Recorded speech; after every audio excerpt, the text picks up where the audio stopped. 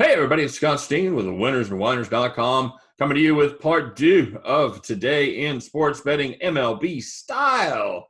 As always, I am joined by my partner, the host with the most. You love him, you love him, you know him, you love him. He is the one, the only. He is Scott Reichel. Scotty, what's up? You love him, you love him. Yeah, I guess. If you don't, then you don't really have much of an option out of those two, I guess. But yeah, it's nice to be back. I feel like we just did this. But we got some baseball to go through. A pretty stacked card on Friday, as it normally is. And hopefully this turns into a profitable weekend. I'm still on that Royals high, and even better than You're a Royals fan. You got the one-game Royals high. That's how you know. You got the one-game winning streak, and nobody can break you up.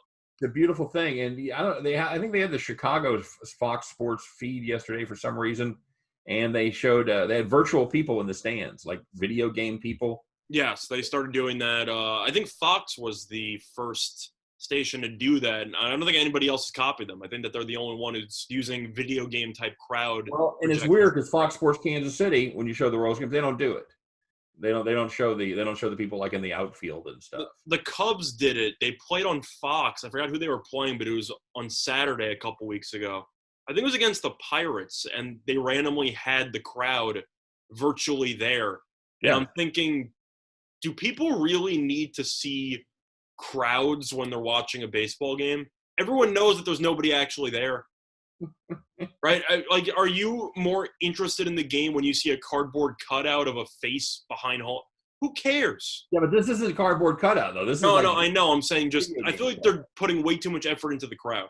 Well, they're selling the cardboard cutouts, but you know that, right? I know that. I'm talking about from just a television perspective. Do people really care about what they see in the crowd? I know I enjoy seeing Pat Mahomes in the first row right behind home plate every game. I was watching the Yankees game against the Phillies last night, and they had the Philly fanatic wearing a COVID mask in the second row. So can't even get front row, huh? Not even front row. I guess that was too expensive for the fanatic. Tough. I don't know. Just a matter of it's definitely interesting. I just feel like it's unnecessary, but you can make an extra buck or two, and people are going to pay for it. So I guess same thing with basketball with the virtual crowd there. People are going to pay for it. I understand why you're doing it, but I don't really think it adds or subtracts anything to the game. Who cares? Maybe that's just me. All right, Grumpy Bear. Are you the same way? Because I feel like if you're watching a baseball game, you're trying to watch the baseball game. I don't know. I don't care. Have some fun. Put some people out there. Do some stuff different. No, I don't care. No. I'm not saying they should get rid of it. I'm just saying I feel like the people are making a big deal about it, and I don't really see what the big deal is. I don't know. Who's making a big deal about it? People keep talking about it. I know that inside the NBA was making jokes about it because Charles Barkley had no idea how it actually worked in the NBA. It was pretty funny. Like, he had no idea how it worked with the courtside fans and everything, so he said something that made no sense. And, of course, inside the NBA, everyone just roasted him for about 10 minutes straight, which is high-quality stuff. That show should be called Roast Chuck. It's really fantastic. All right, let's talk about some baseball games because we got stuff to do today, man. We still got to talk UFC. So, yes, we do. Let's get rocking and rolling here, starting off with the Battle of the Beltway. Baltimore at Washington.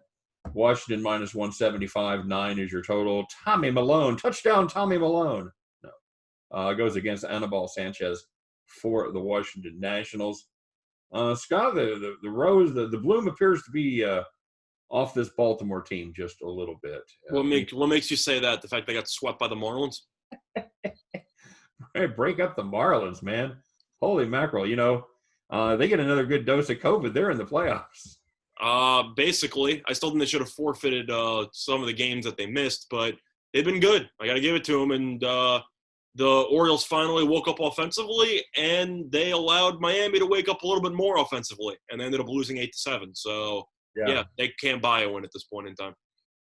I don't think there's much value on the money line, though, at minus 170-something. So I'll take the Nationals team total over. The Orioles can't pitch. Malone's a terrible starter.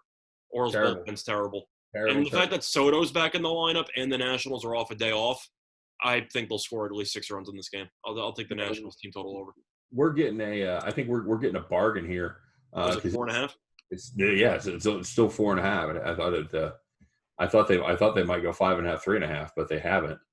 It's 4.5, 3.5. So yeah, what's the 4.5 at? Like minus 125 or something? Minus 135. So you're paying some Jews. I still like it. Malone is awful. I think we can agree on that. Oh yeah, absolutely dreadful. With Soto back, this is a Nationals team that's actually competent now. Yeah, I want no part. I would consider playing the run line at positive value plus 105, but I think the team total over is a better bet in this one. You and I agree.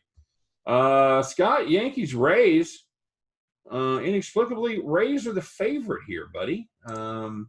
Tanaka goes for the Yankees against Blake Snell for the Tampa Bay Rays. 107 on the Rays, 103 on the Yanks. 8.5 is your number. You getting a bargain here with your Yankees? What's up? I'm not going to be biased, even though I'm a Yankees fan. I think there's a lot of value on the Yankees here. If you just want to break it down, Tampa Bay has a losing record. Snell is an ERA over 5. He hasn't looked that sharp this year. Plus, the Yankees have killed Snell in the past. I know that he's a former Cy Young Award winner, but the Yankees have had a ton of success against Snell in his entire career. And Tanaka, I know that he only pitched about 3 innings in his first appearance in the season. But if you look at his numbers against Tampa, he's killed Tampa. And last year, he was 2-0 with a 1.69 ERA against Tampa, so he's had a lot of success. Do I think he's going to pitch a lot of innings? No. I think he'll probably go around 5. But the Yankees have a very solid bullpen. Tampa Bay has underachieved up to this point, and they've lost 6 of the last 7 games. They've been terrible. So even though they had a day off yesterday, so they are well rested, I don't know how you don't take the Yankees. So I think that anytime you can find the Yankees as roughly a pick'em or a plus 105 or something as a brief underdog, I don't know how you don't take them. So I'd have to lean to the Yankees conceptually. Yeah, I'm agreeing with you here. I haven't seen that much to impress me out of Blake Snell. I know people want to believe in this Tampa team because that's what all the experts projected. They're just playing some terrible baseball right now. There's really no way around it. They're awful. They're a throwback to the Tampa Bay teams of old. I think you might be wildly optimistic thinking Tanaka goes 5. He might, but it's a stretch. But he struggled a little bit early on in his last start. He had that freak accident where Stan hit him with a line drive in the head, and they kind of limited him there. Tanaka's had a lot of success against the Rays in the past. I think that he should pitch well, but I still think he's going to be on a pitch count. So that's why I said 5. I think this is like walking through Target in the bargain aisle. Anytime you see the Yankees on sale, you got to pounce, man. We mentioned this about the Twins against the Indians a couple days ago, and we saw the Twins at home as an underdog. You got to blindly bet that every time. If you're going to get the Yankees as a situation where they're going to be roughly anywhere from minus 105 to plus 105, I feel like you're going to get that option, maybe 3 times in the year? Maybe. Yeah. So, I'd take advantage of that. Yep, I'm with you. Atlanta, Philly. Atlanta minus 114, Philly plus 104, 9.5 is your total. Kyle Wright goes for the Bravos against Vince Velasquez for the Philadelphia Phillies. Over 9.5. Over 9.5. Yeah, that's my lean there. Philly's offense woke up against the Yankees. Their pitching's still terrible. The Braves' offense wasn't great against Toronto. Toronto still can't hit the ball, which I find very, very fascinating. But Atlanta's offense is very solid. Velasquez is not a great pitcher at all. And I don't really think highly of the Braves starter in this game either in Wright. But the Phillies' bullpen's terrible. Braves are getting 9 at-bats, and the Phillies' offense looked pretty good against the Yankees. So I think that you're getting 2 pretty solid lineups with questionable pitchers and questionable bullpens. I'll lean to the over 9.5. I don't hate that. at all. The Kyle Wright has been dreadful so far. I'm assuming you're not a Velasquez guy either. No, I don't.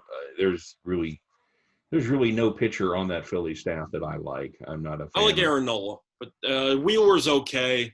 But for the most part, Velasquez is not a guy who I would want to have on my team pitching any day of the week. I think he's one of these classic, but he's got good stuff guys who you look at him and you say, well, if he can just piece it all together. And then you say, well, he's had an ERA of like 5 for the last 4 years. Maybe it's time you should probably give up on him.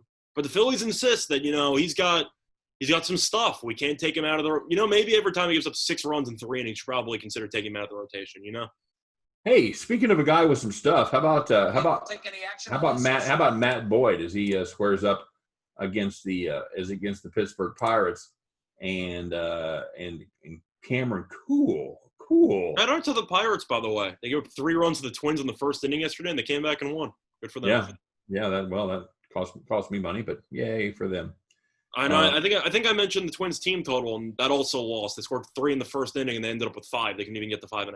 But yeah, they couldn't do it the day before either. I like. I want to like Matt Boyd here, man, but he's been dreadful so far. ERA over 7 in 2 different starts. And you talk about a guy with great stuff, arguably one of the best left-handed wipeout sliders in the game. But he's been very, very hittable this year. And he's been hittable because the Royals pounded him. So, this is one of those, as strongly as I felt about a couple games early, this is one of those games that this is a definition of a pass for me. Yeah, you think there might be a little value on Detroit, but this Pittsburgh team doesn't really do anything well. I think I'm going to lean to Pittsburgh here, just based on the line. I find the line fascinating. You had Detroit open up as like minus 115. Now Pittsburgh's up. Pittsburgh's now roughly minus 105, minus 106.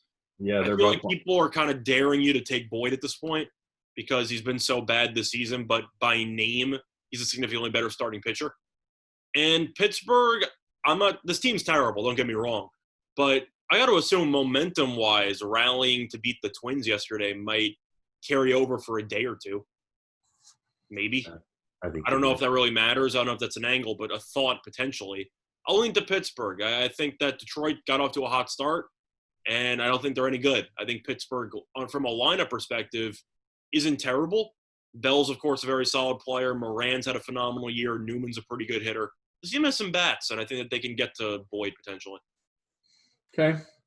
And now we're going to talk about a game that I actually don't have listed as far as a line goes. The Mets game? Yeah, the Mets and the Marlins. I don't see any lines there either, so I think we should probably just skip it. Yeah, Michael Wacha and Castano making his first start. Wacha has not pitched well. It's Miami. Yeah, I can't touch. If I don't know the lines, I can't touch upon it. Yeah, that's the baseball. A lot of times you can project lines pretty well in other sports. Baseball's a hard one, especially when you've got a first-time starter. So I'm gonna go out on a limb and say it's gonna be like Mets minus 130. That was my guess. I'm not really sure who's starting for the Marlins. It's either going to be the person you said or Alcantara. But I would assume that the Mets are going to be minus 125, minus 135. Yeah. Even though the Marlins have been really solid overall this season, I got to assume books are expecting massive regression from the Marlins. So that should be somewhere around minus 130 if I had to take a guess. Yeah, Mets pitching's been terrible. I don't touch this. I'm not touching it. But that would be my guess on where I think the line should be. Fair enough. All right, let's move on to games we actually have lines on. Toronto-Boston, there's another battle there in the East. Another battle that's kind of a coin flip. Boston minus 108, Toronto minus 102. The truth is, just to jump in here, I think Weber stinks for the Red Sox. I think he's a terrible pitcher. But Toronto actually cannot hit the ball. They can't score. I guess I'd lean to the under 10.5. Am I happy about it? No. But Toronto just can't score at all. Yeah. This team can't hit. It's kind of similar to what we talked about with the Indians and the Reds. How until one of the teams actually does something, I'm not going to suddenly expect them to change the trend. Toronto actually cannot score any runs on a given basis. If you look at the recent results, they've scored – they can't even score more than 3 runs in a game. They just can't do it. I know they're averaging just 3.1 per game, which is just absolutely dreadful. And I think Weber's terrible. He is terrible. 10.5 for a team that can't even score 3 runs in a game. I don't know how I'm not supposed to take the under there. I'm not touching the total. I'm going to pass on the game entirely. But if I had to lean in one direction, I'd have to lean to either the full game under or the Toronto team total under because they can't hit the ball. No, I don't want any part of fate. I don't want any part of backing Ryan Weber to do anything. Weber stinks. I'm aware of that. I'm just saying, until I see Toronto – I mean, Toronto struggled with Toussaint yesterday. I know. Toussaint's terrible. I know. So that's my lean on the game. Okay, I'm taking Toronto minus 102. I think that's the play. I'm going to fade Ryan Weber 100%. I'm going to say – and you know what? I will say that Toronto breaks through. And team total over 5.5. I'm not touching that, but I think that's for Toronto. Yeah, it is. That's an easy under for me. 5.5. Yeah, no, I'm not. I think this team has scored more than 6 runs since opening day. Ryan Weber could give up 5 in the first inning. He's not any good. I'm 100% aware of that, but I actually want to pull this up. I'm pretty sure Toronto has not scored more than 5 runs in a game since opening day. I wouldn't doubt it. I mean, they're like I said, they're averaging 3.1 runs per game, so. You don't have a lot of room for big numbers there. All right. So you and I kind of disagree on that one. I have no interest in playing it, but this total looks like a dead. Oh, just take the over. 10.5. It's in Fenway. It looks like I can't. Toronto's just that bad offensively. I don't think they're that bad offensively. I think they've underachieved in their current form. I mean, I don't mean talent wise. I'm talking about just current form. Well, yes, but I think that's something that's going to turn around. I don't think. I just confirmed it, by the way. Toronto has not scored more 6 runs or more since opening day. Okay. So nice. I can't take him at 5.5. That's insane to me. No, I agree with that, but I will take him. I will take him on the. I will take him to win -102. I would lean to the 5.5 under, but that's my anyway. That's my thought. All right, no, and again, I want no part of Ryan Weber. So Minnesota and Kansas City here, as far as a little battle in the American League Central. Congrats, by the way. You won a game and you get rewarded by playing the Twins. So congratulations. Yeah, for 4. I think we play them for 2 series in a row. I think we're playing a home and home with them too. That's fun. Are we both on the Twins here? You know what, Devin? I don't know about this kid. I don't know about the Devin Smeltzer. Not bad. I know he's got decent stats in the minors. First start of the season. He pitched a little bit last year in the majors. He didn't have a huge sample size, but he was pretty effective. It wasn't bad. I think Junis is going to get shelled today, but you know what? Junis is one of those guys who you think should be better than he actually is. Yeah. He's got another guy with a great slider, decent fastball, but he definitely has a big inning or two where he loses control and he gives up a couple of runs. He has problems with location. He gets that ball up, and he's not good enough to pitch up in the zone. And that's with the Twins. That's a disaster. So, yeah, it is. I think this is a fair price for the Twins. I think -145. Actually, been some Royals money coming in, and I don't see that. I think it's an overreaction from yesterday. And recency bias. You don't. They lost 7 straight and break through against a terrible Cubs pitching staff. And, Tyler Chatwood finally looks like Tyler Chatwood again, which is not true. Actually, he was getting shelled and not walking people. So, he had at least he's cured that walk problem. Although, not walking any Royals isn't really an accomplishment because they don't really walk. But I'd lean to the Twins. I lean to the Twins. I'm gonna. Yeah, that's a full play for me on the Twins -145. Devin Smeltzer is just the kind of guy that the Royals struggle against, and you see that. You see the Royals. They do their thing against decent pitchers. Tyler Chatwood has been having a great year. The Royals shell him, but they bring in some rookie that's never pitched before in the majors. That's the guy the Royals got to worry about. I'll take the Twins -145. Much better team right here. Yeah. Another battle in the AL Central. Another close game. Cleveland and the White Sox, basically a coin flip. Cleveland, as of this recording, -106. Do we continue riding the first 5 under? As a fun, I really enjoyed the Indians' 10 spot in the 7th inning yesterday to win 13-0. But first 5 unders with the Indians just seem like gimmies at this point. You watch that 5th inning? I know that it was a sweat, but it went under. They about screwed us. Yeah, they put guys on second and third with 2 outs, hit a smash to first base. Not my problem. Give me the under.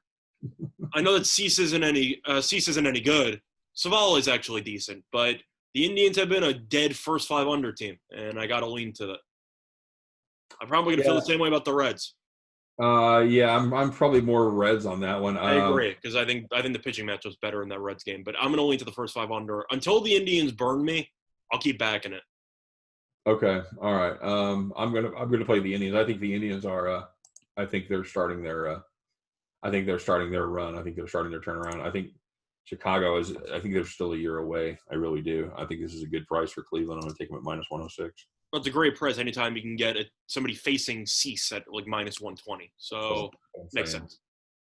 Okay, and it's the battle. We have a team that came back. What's that? We have a team that came back.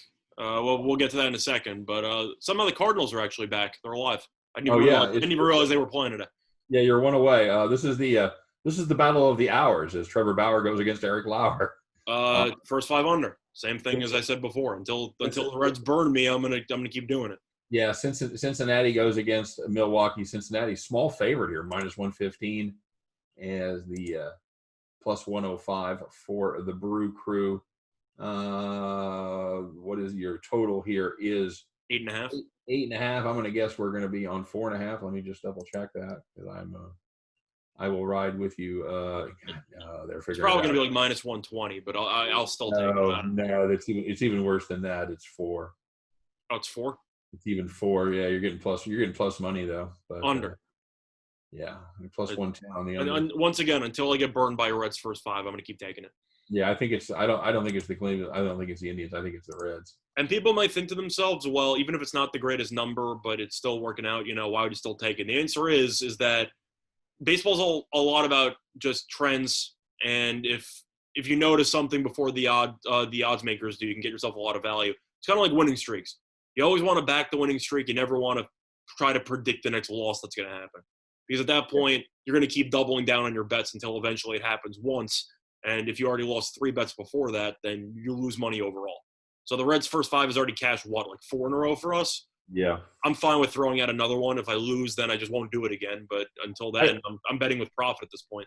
I liken it to having your bets raising your bets on a craps table when there's a hot streak. Yeah. You've already hit so many numbers. You're up. You know you're going to 7 out eventually with all. But the one time you do, you just don't do it again. But you've already made so much that if you lose 1 and you've already won 7, then you just lost profit that you already had. Yeah, and just for the record, you can tell odds makers have figured out this first 5 angle, because anytime you have 8.5 as a total, 9 times out of 10, 4.5 is going to be your first 5. Oh, they still might have figured it out. I'm just saying, until I actually lose with it, they might not have corrected enough. They can't correct it enough. They can't have a game at 8.5 and have a 3.5 for. No, it could be 4, but I'm saying the juice could be a little bit higher. Yeah. I thought it was going to be a juice 4.5, but no. That's what I thought it would be. It looks like they might have made some adjustments, but once again, until I actually lose one of these, I'm going to keep taking it. I don't care. You want to push me at 4? Okay. Yeah. That's really the only danger you have right here, and you're not. Your odds of winning are basically the same. Yeah. I also realized that it's like at 55 when we have like a handful of minutes before we were supposed to do the UFC show. So do you want to breeze through some of these? We're coming down to it. Lester Ponce de Leon, like you said, the St. Louis Cardinals come back. We both on the Cubs. Yeah, I think that's a decent price on the Cubs right there. I can't back a team that hasn't played in like a week and a half. Lester's pitched well this season, 2 starts. Ponce de Leon made 1 start. He's been dreadful. I can't back a team that literally has not touched a baseball in a week. And the Cubs got humiliated yesterday. Seems like a decent spot that they can just hit the reset button. Yeah, I think that's a fair price for the Cubs. That's probably one of my favorite plays on the board, if I'm being honest. Minus 116, certainly good value. I agree with that. Angels Texas, minus 167. Angels plus 154 for Texas. Rangers can't really hit, but I'm going to lean to the over. The Angels got Trout back. Ohtani homered yesterday, so even though he's injured with his arm, he can still hit the ball. They can't pitch. Rangers offense has been a little bit better lately. I'll lean to the over 9. I see 9 available at 1 spot offshore, so I'll lean to the over 9. I'll play the Angels team total over 5.5. They've been a 5-6 machine the last week and a half. Give me LA team total over 5.5 right there. So we have the same idea. We like runs in that game. Yeah, agree. I have no confidence in this Texas team. I'm assuming we're both on the Padres because Luke Weaver's terrible. Yeah, I'm not a huge Zach Davies fan. I think Davies is better than Weaver. Yeah, well, he certainly has been this season so far. Luke Weaver's been awful. And I'll take the first 5 actually, because I don't want anything to do with that Padres bullpen. So I'll lean to the first 5 Padres. Yeah, that's fair enough. Just going to get you a number on that. I'm assuming it's going to be, since you can tie, the juice is probably going to be higher. So minus 125, minus 130. 125 is correct, sir. You know what? I'm going to lay a half for plus 110. That's not bad. I'll take the first 5 run line. All right. Sorry, man. And next is Greinke and Bassett, Houston and Oakland right here. Oakland minus 124, Houston plus 114. Not really interested in this game, to be honest. Bassett looked pretty good in his first start. Greinke's been hit or miss, but I'll lean to Houston as a slight dog here. Yeah, 8.5 is the number. I'm going to play the under. I like those night games out there in Oakland. That air gets heavy, hard to get the ball out of here. Greinke was bad, but Bassett was a little better. I'll lean to Houston. I'm not going to play it, but honestly, Houston's kind of in danger of falling out of this AL West race. Oakland's kind of running away with it at this point. Yeah, Houston just kind of treading water at 500. Okay, now here's one of the bigger mysteries of the day for me, Scott. Colorado at Seattle. The line is flipped on this, as Colorado sends Anthony Sensatella to the mound against Kikuchi for Seattle. I'm not digging this at all. Sensatella's had two fine starts, 2.45 ERA. Kikuchi's had one dreadful start and one decent start. I'm not a fan of this Seattle team at all. I think this is the play of the day for me. It's such a good play. It could be a sucker. It's just like a trap line if I've ever seen one. I know. I'm going to take the over 8.5 in this one. I expect Kikuchi to still remain terrible because that's what he is. I guess odds makers think Senzatella is going to struggle in Seattle because Seattle's been better offensively lately. So instead of trying to gamble against because I feel like odds makers are just daring you to take Colorado in this spot. I know. So for that perspective, I'm going to skip that. Not interested. That's kind of similar to what we talked about last Friday with the Giants and Rangers and how that ended up burning you because the Rangers looked too attractive and then the Giants ended up winning. But money's coming on the Mariners. I'll take the over 8.5. I feel like that's a spot where if the Mariners are going to win, I expect runs to be scored because Kikuchi is that bad. So okay. I'll take the over 8.5. Yeah, I don't hate that. I'm falling into the trap. I'm taking Colorado plus. I mean, 8.5. You also get the extra innings angle at 4-4. So right. I'll take the over for 8.5. All right, Smarja Urias, Giants, Dodgers. Again, Dodgers, massive. Dodgers run line. Is that what we're going with? Samardzija's been awful. I don't know how you don't fade Samardzija at this point. For how many years now? Correct. But what's his ERA now? 9? 8? Dodgers minus 144. I'm saying, what's Samardzija's ERA? Like 9? Smart's ERA is 9.31, sir. Yeah, I'll take the Dodgers on the run line on that one. Now, here's the weird thing. Smart's whip 1.34. Urias your whip 1.27. So it's about the lineups, though. I understand. Shout out to Donovan Solano, by the way. Random shortstop on the Giants. He's batting .436. Shout out to you. No, I had no idea who you were before like 2 days ago. You're batting .436 and you've played like 11 games. That's impressive. That's good. That's good stuff. But I can't lay that. I can't lay that number on a run line. But I'm taking. I'm just. What's the what do you say? 140? Yeah. I'll take the Dodgers team total over though. 5.5. That's not bad. Yeah, I'll go with that. I was going to take the over 9, but I don't. Yeah, I'm going to play the over 9. I'll let you play team total over on that. I don't know if you really care about previous series matchups. Do you think the Dodgers will be motivated after losing the last 2 games of the previous series against the Giants? I think it'll be in their minds. I don't know how. Because they won the first 2 games by like a combined 15 runs. Yeah, 3 and 4. Yeah, you watch that, you go, oh man, here the Dodgers are going to be unbeatable, and yeah, they all of a split sudden somehow. So yeah. I think they might actually have that in the back of their minds. Well, we'll find out. It could. I think it's more a matter of the fact that the Dodgers have a competitive race in the West. You know, I think they have to win to stay up with Colorado. I think that's probably more of a motivating factor than a series from 2 weeks ago. But, yeah, I'm just throwing it out there. It's not like the Dodgers think to themselves, "Oh, we can just run over this team." Because the last time they underestimated them, they lost the last 2 games of the series. That's true. That's true. All right, very good, bud. There you go. We wrapped it up. We made it. We barely. So. Yep. Okay, there you go. Give me your. You got a top 3? Yeah. For value, I'd have to lean to the Yankees. Just you're not going to get a price like that in the Yankees that often, so I think you have to capitalize on it. Other than that, I'm going to go with the Cincinnati first 5 under. Yep. And my third one will be the Nationals team total over. Okay. I can't not go against Tommy Malone with Soto back in the lineup off a day off. I can't not take the Nationals team total over. I think you and I match up exactly. I've got. I might throw the Atlanta Philly over 9.5 in there. I was actually really close. That was my 4th one, but it's a matter of the fact that as much as I like it, I like fading Tommy Malone more. Yeah, he's a terrible Tommy Malone, not good at all. Fade the Royals tonight. I think the Royals are going to be very fadeable the next few games against the Twins. So there you go. All right, guys. So that's it for today in sports betting MLB style. And 2 down, 1 to go, Scotty. Now we're going to talk a little UFC with Willie on the next video. So we appreciate everybody stopping by. checking out all our baseball picks. And as always, let us know what you're playing. Drop it in the comment section. Drop us a note and let us know what you guys are on today, how you guys are doing, et cetera, et cetera. So for myself, for Scott Reichel, we're always over here at winnersandwhiners.com. By the way, don't forget to stop by and check out winnersandwhiners.com for deep dives into every game every single day. Do that. And you know what? Subscribe to our YouTube channel. We appreciate all the support. All right, you guys take care. Have a great day. And we'll see you next time. Bye-bye.